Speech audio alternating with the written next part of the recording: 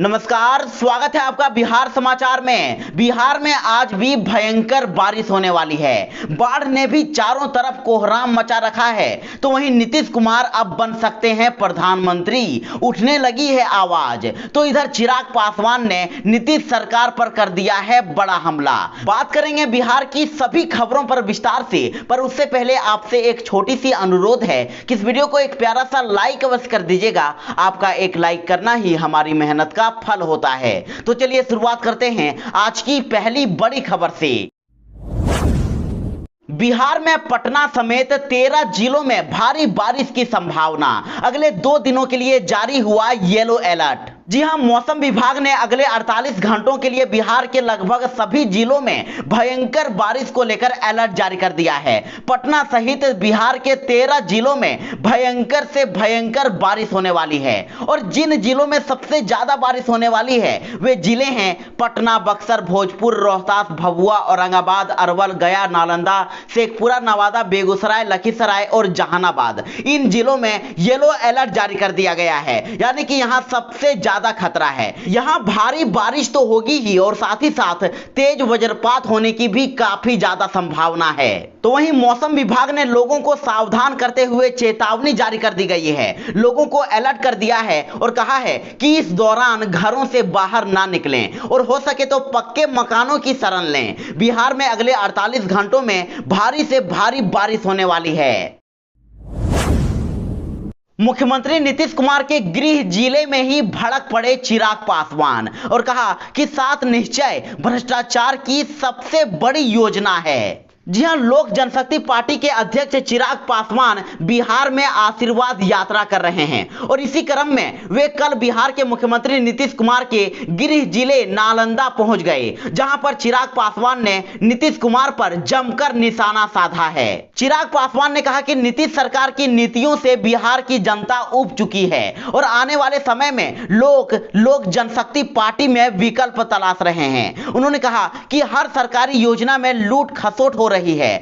सरकारी काम में बिना घूस दिए कोई काम नहीं होता है और यही कारण है कि पूरे बिहार में कई सालों से योजनाएं लंबित पड़ी है। चिराग पासवान ने कहा कि नली गली से लेकर नल जल योजना सहित जितनी भी योजनाएं हैं सब में भ्रष्टाचार हो रहा है और 7 निश्चय भ्रष्टाचार की सबसे बड़ी योजना है और आने वाले समय में जब जांच होगी तो यह पता चल जाएगा कि 7 निश्चय बिहार के इतिहास में सबसे भ्रष्टाचार की योजना रही है।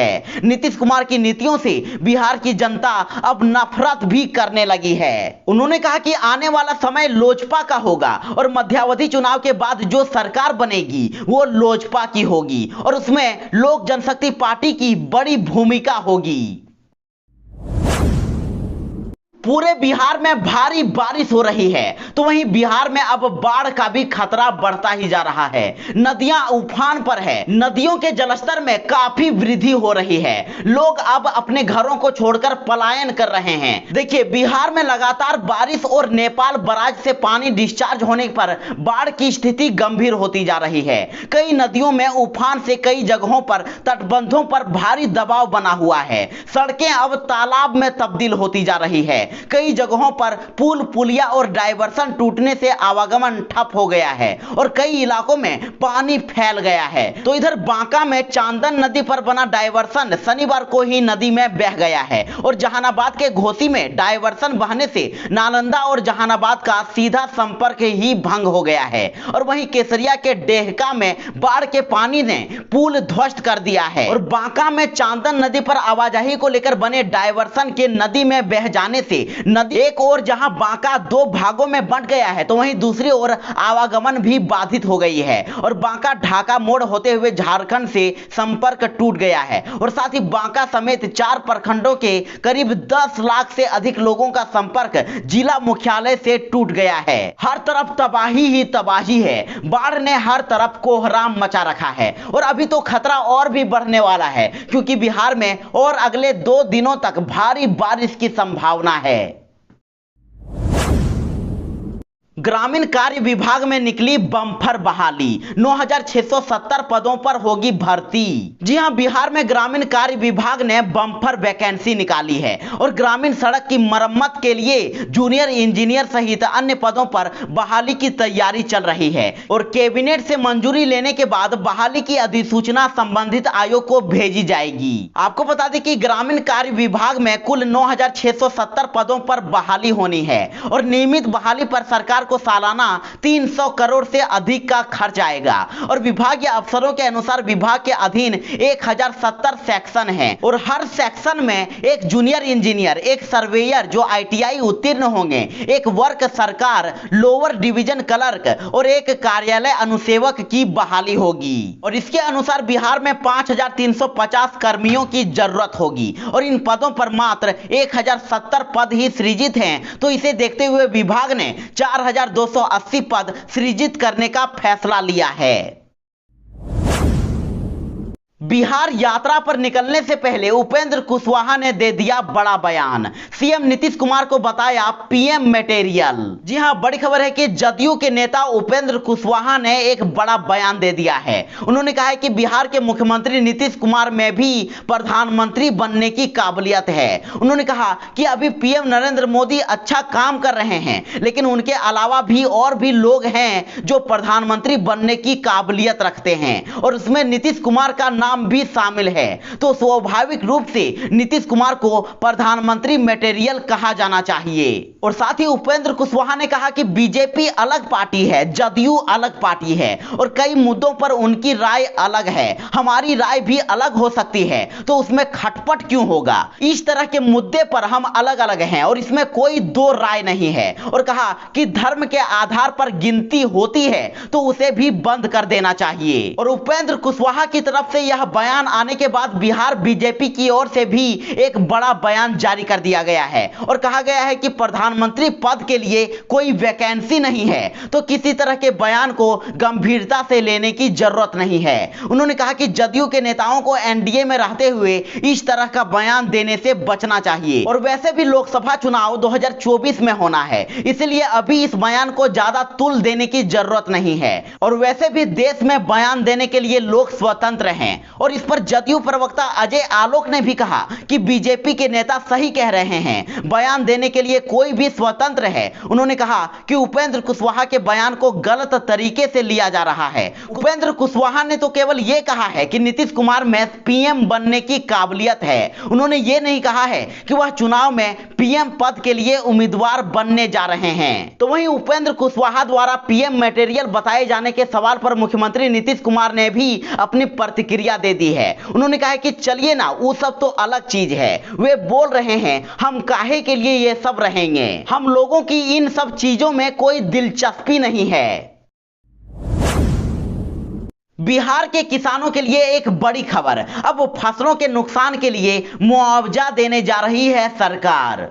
जी हां, बिहार के फसल सहायता योजना में शुक्रवार तक किसानों के 18,576 आवेदन आए हैं। हालांकि किसानों के आवेदन करने की अंतिम तिथि 31 जुलाई तक थी और राज्य में बाढ़ आदि प्राकृतिक आपदा को देखते हुए अब फसल सहायता योजना में आवेदन की तिथि बढ़ाने की भी तैयारी चल रही है। तो वहीं सहकारिता विभाग से मिली जानकारी के मुताबिक जो भी फसल सहायता योजना के बारे में कोई भी जानकारी लेना चाहते हैं तो विभाग के टोल फ्री नंबर 180034569290 और 061222000603 पर कॉल करके जानकारी ले सकते हैं। और विभाग ने सभी रैयत और गैर रैयत किसानों को पोर्टल पर ऑनलाइन आवेदन और निबंधन की निःशुल्क सुविधा उपलब्ध कराई है और इस योजना में सभी प्रमुख खरीफ फसलें भी शामिल है और जिसके तहत जिस किसान की 20% फसल को क्षति होगी उस किसान को 7500 रुपए प्रति हेक्टेयर की दर से फसल सहायता योजना का लाभ मिलेगा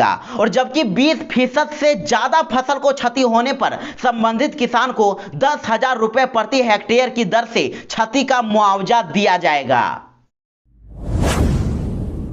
नीतीश सरकार ने कर दिया बड़ा ऐलान, अब सड़क दुर्घटना के घायलों को अस्पताल पहुंचाने पर मिलेगा एम्बुलेंस का किराया। जी हां, बड़ी खबर है कि बिहार में सड़क दुर्घटना के बाद होने वाली मौतों को कम करने के लिए परिवहन विभाग ने एक बड़ा फैसला लिया है और दुर्घटना में अब घायल को अगर कोई भी एम्बुलेंस चालक अब अस्पताल पहुंचाएगा तो उसे सरकार की ओर से दुर्घटना स्थल से लेकर अस्पताल पहुंचाने का किराया दिया जाएगा और परिवहन विभाग द्वारा चालकों को यह राशि सड़क सुरक्षा निधि से दी जाएगी। आपको बता दें कि समय पर अस्पताल नहीं पहुंचाने के कारण देश में सबसे अधिक बिहार में मौत हो रही है और इन मौतों को ही कम करने के लिए ही परिवहन विभाग ने यह तय किया है कि दुर्घटना में हुए घायलों को अविलंब अब अस्पताल पहुंचाया जाए और इसके लिए विभाग ने यह तय किया है कि कोई भी एम्बुलेंस चालक अगर सड़क दुर्घटना के घायलों को निकटतम अस्पताल पहुंचाएगा तो उसे सरकार की ओर से निर्धारित किराया दिया जाएगा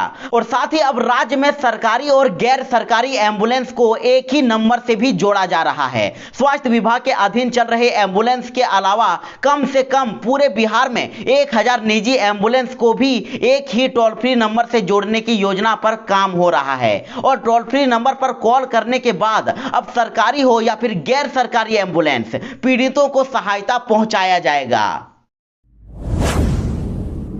बिहार में अब बिल्डरों की नहीं चलेगी मनमानी। तय समय में अगर प्रोजेक्ट पूरा नहीं किया तो देना होगा आर्थिक दंड। जी हां, बड़ी खबर है कि अब उपभोक्ताओं के साथ मनमानी करने वाले बिल्डरों पर अब रेरा ने यानी कि रियल एस्टेट रेगुलेटरी अथॉरिटी ने नकेल पहले से भी ज्यादा कस दिया है। अब रेरा ने तय समय पर प्रोजेक्ट पूरा नहीं करने वाले बिल्डरों के लिए अब नया नियम लागू कर दिया है और रेरा का यह नियम 1 अगस्त से लागू भी हो गया है और अब तय समय पर प्रोजेक्ट पूरा नहीं करने वाले प्रोमोटरों और बिल्डरों पर अब रेरा एक्स्ट्रा चार्ज लगाएगा। जी हां, रेरा ने यह तय किया है कि जो प्रोमोटर और बिल्डर समय पर प्रोजेक्ट पूरा नहीं करेंगे और एक्सटेंशन की मांग करेंगे तो उन्हें एक्स्ट्रा चार्ज देना होगा और कोई भी प्रोमोटर या बिल्डर तय समय पर प्रोजेक्ट नहीं बना पाएगा और उसे पूरा करने के लिए अगर समय बढ़ाना चाहेगा तो उसे रेरा में जमा एक्सटेंशन फीस की 2 गुनी राशि डिपॉजिट करनी होगी। आपको बता दें कि अब तक प्रोजेक्ट की समय सीमा में 1 साल से अधिक एक्सटेंशन पर रजिस्ट्रेशन फीस की आधी रकम जमा करनी पड़ती थी,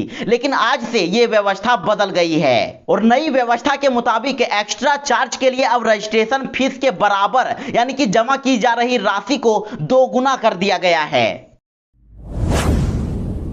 नीतीश के जनता दरबार के बाद अब बीजेपी फिर से शुरू करने जा रही है सहयोग कार्यक्रम। पार्टी ऑफिस में मंत्री सुनेंगे फरियादियों की बात। जी हां, जैसा कि आप जानते हैं कि 5 साल के लंबे गैप के बाद मुख्यमंत्री नीतीश कुमार ने जनता दरबार कार्यक्रम की शुरुआत की, लेकिन अब और एक बड़ी खबर सामने आ रही है कि अब बीजेपी भी अपने मंत्रियों को जनता की फरियाद सुनने के लिए बैठाने वाली है और बीजेपी एक बार फिर से सहयोग कार्यक्रम की शुरुआत करने जा रही है। आपको बता दें कि एनडीए के शुरुआती शासन में सहयोग कार्यक्रम की शुरुआत की गई थी और इसमें सोमवार से लेकर शनिवार तक पार्टी कार्यालय में हर दिन किसी न किसी विभाग से जुड़े बीजेपी के मंत्री मौजूद रहते थे और इस दौरान लोग और कार्यकर्ता उनसे अपनी फरियाद कर सकते थे। तो अब बिहार के मुख्यमंत्री नीतीश कुमार के जनता दरबार के बाद अब बीजेपी कोटे के मंत्री भी भाजपा कार्यालय में जनता का दरबार सजाएंगे और राजधानी पटना स्थित बीजेपी के प्रदेश कार्यालय में सप्ताह में मात्र रविवार को छोड़कर बाकी सभी दिन सोमवार से शनिवार के बीच हर रोज सुबह 11 बजे से दोपहर 2 बजे तक सहयोग कार्यक्रम चलाया जाएगा और इसमें मंत्री लोगों की समस्याओं को सुनने के बाद मामलों को ऑन स्पॉट समाधान करेंगे और इसकी शुरुआत 2 अगस्त यानी कि आज से ही होने जा रही है। पटना मीठापुर पर बस स्टैंड हो गया बंद। यात्रियों को अब बस पकड़ने के लिए जाना होगा बेरिया और प्रशासन ने बस मालिकों को 48 घंटे की दी मोहलत। जी हां, बेरिया टर्मिनल से सभी जिलों के लिए बसों का परिचालन शुरू हो गया है और मीठापुर बस स्टैंड को अब नवनिर्मित पाटलिपुत्र बस टर्मिनल में शिफ्ट कर दिया गया है। तो वहीं जिला प्रशासन ने अब मीठापुर से बसों के संचालन पर अड़े बस मालिकों को कहा है कि अपने संसाधन के साथ अगले 2 2 दिनों के अंदर बेरिया बस टर्मिनल में शिफ्ट कर जाएं, क्योंकि किसी भी कीमत पर अब मीठापुर से बसों का संचालन नहीं होगा। और इसके साथ ही मीठापुर में अब प्रशासन ने मजिस्ट्रेट की तैनाती भी कर दी है, जो यहां पर बसों के संचालन को रोकेंगे। तो इधर अनुमंडल पदाधिकारी की ओर से कहा गया है कि मीठापुर से बसों के परिचालन पर रोक लगा दी गई है और प्रशासन का कहना है कि बस मालिकों को बेरिया बस टर्मिनल में मीठापुर से अधिक सुविधाएं प्रदान की गई है और अगर वे बेरिया से बसों का परिचालन नहीं करते हैं तो उन पर कार्रवाई की जाएगी। कॉमर्स डिपार्टमेंट ने की बड़ी कार्रवाई, पकड़ी 2 फर्जी कंपनियां जिसने सरकारी खजाने को लगाया 400 करोड़ का चूना। जी हां, बड़ी खबर है कि वाणिज्य कर विभाग द्वारा फर्जी फर्मों के जरिए कारोबार दिखाकर सरकारी खजाने को चूना लगाने वाले के खिलाफ बड़ी कार्रवाई की गई है और वाणिज्य कर आयुक्त सह सचिव प्रतिमा एस के निर्देश पर विभाग द्वारा बिल ट्रेडिंग में संलिप्त 2 फर्जी फर्मों के विरुद्ध पटना एवं मुंगेर में यह कार्रवाई की गई है और जांच में दोनों ही फर्म फर्जी पाई गई है और इसमें कोई भी फर्म अपने घोषित पते पर नहीं मिली है। तो वहीं विभाग ये जांच के दौरान यह पता चला है कि इन दोनों फर्मों द्वारा लगभग 400 करोड़ से भी ज्यादा का संव्यवहार किया गया है और इन मामलों में न सिर्फ 20 करोड़ के फर्जी इनपुट टैक्स क्रेडिट यानी कि आईटीसी द्वारा कर अपवंचना का पर्दाफाश हुआ है, बल्कि प्रथम दृष्टया जीएसटी प्रावधानों के उल्लंघन का भी मामला सामने आया है।